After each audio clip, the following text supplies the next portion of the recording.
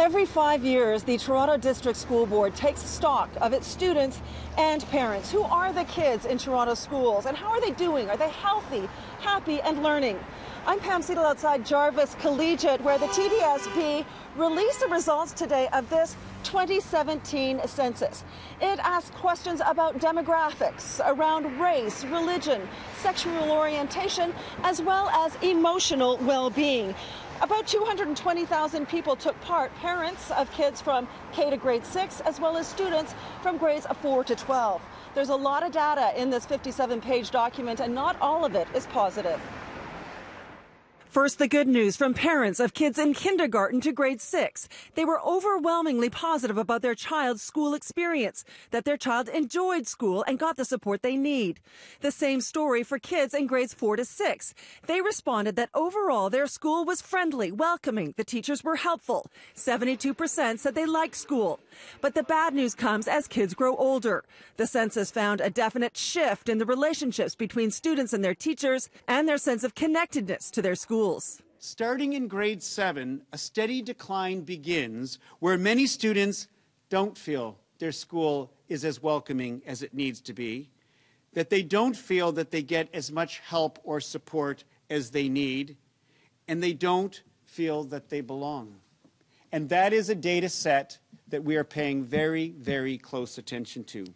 Factors in this drop in emotional well-being as kids age are that high schoolers are less physically active, have poorer sleeping and eating habits, and an increase of time spent on screen activity. Screen time is increased to the point where some of our students report that they use social media almost constantly. 38% of high school girls, to be exact, and 26% of boys. The board says it's impossible to turn back the clock, but even students recognize the importance of finding a healthy balance. It's hard for us to do schoolwork and have a portable phone right there and right there doing whatever we want. Yeah. Right. Yeah, and I think what we should do is I think we should control ourselves and put rules and set times.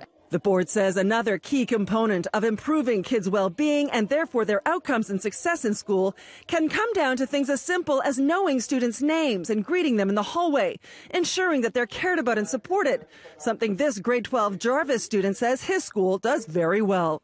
I feel like at Jarvis, the emotional well-being is really high. I feel like in other schools, maybe where the teachers are not that interactive, where the principal is not in the halls, because many times you want to talk to the principal, you have to go knock on the door, go to the VPO.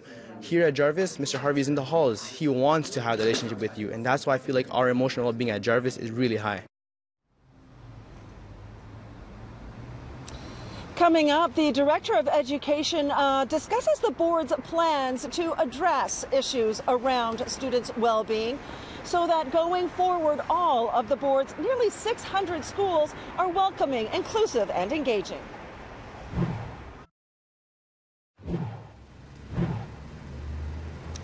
I'm Pam Seatle outside of Jarvis Collegiate. We have been telling you about some of the information contained in this Toronto District School Board 2017 census.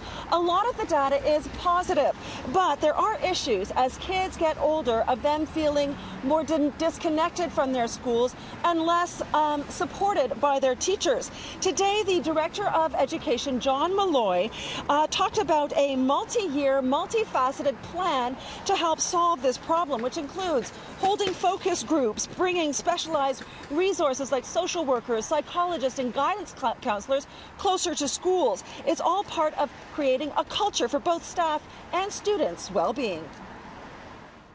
Every school in the Toronto District School Board must create a school improvement goal focused on student well-being informed by their students' data.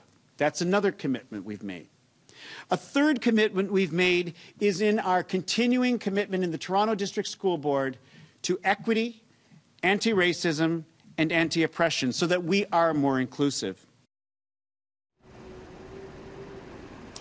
John Malloy also said another big issue for high school students is stress and anxiety, usually around grades and their futures. John Malloy believes that this strategy will also help students cope with that.